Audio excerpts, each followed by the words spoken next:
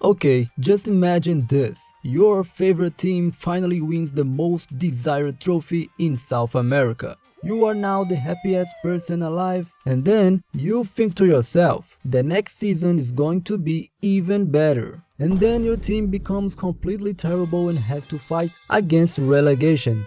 This is what is happening with Fluminense. Oh my God, bro. Oh, hell no, man. What the fuck, man? Hey everyone, welcome to Inside the Brasileirão. Today, we are going to talk about this awful moment that Fluminense is going through.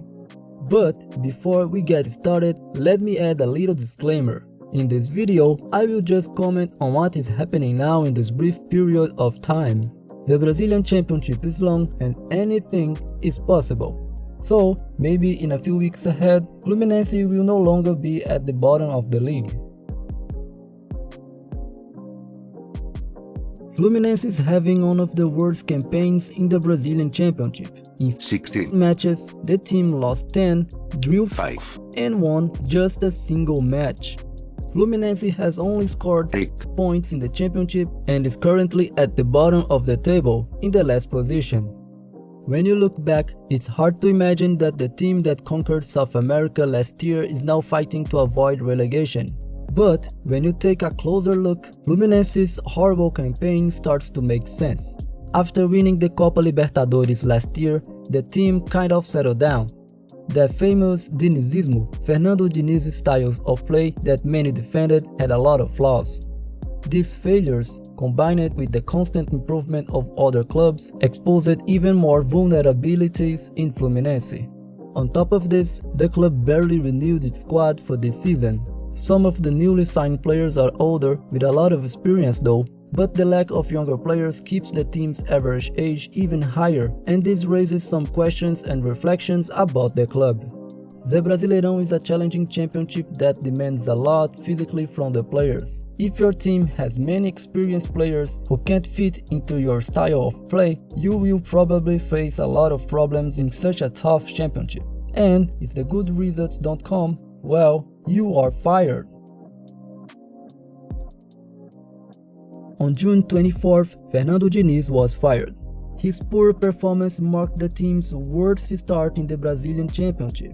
Diniz went from being the best coach in South America to a complete disaster. He even managed to coach the Brazilian national team, but that was also a disaster. The new coach, Mano Menezes, was announced on July 1st. Menezes arrived at Fluminense to change the club's perspective and get the team out of the relegation zone. But is this possible? Let's take a look at the magic number.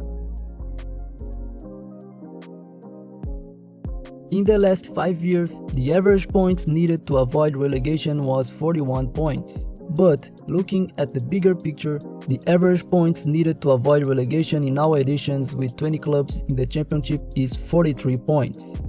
So, it is commonly said that in your championship, a team avoids relegation if it reaches 45 points. To reach 45 points, Fluminense needs 37 points, which means a success rate of 56.06%. At this moment, Fluminense has only a 16.67% success rate. There is no other way for Fluminense. They need to start beating the direct rivals at the bottom of the table and start a winning streak to avoid relegation at all costs. But there is hope.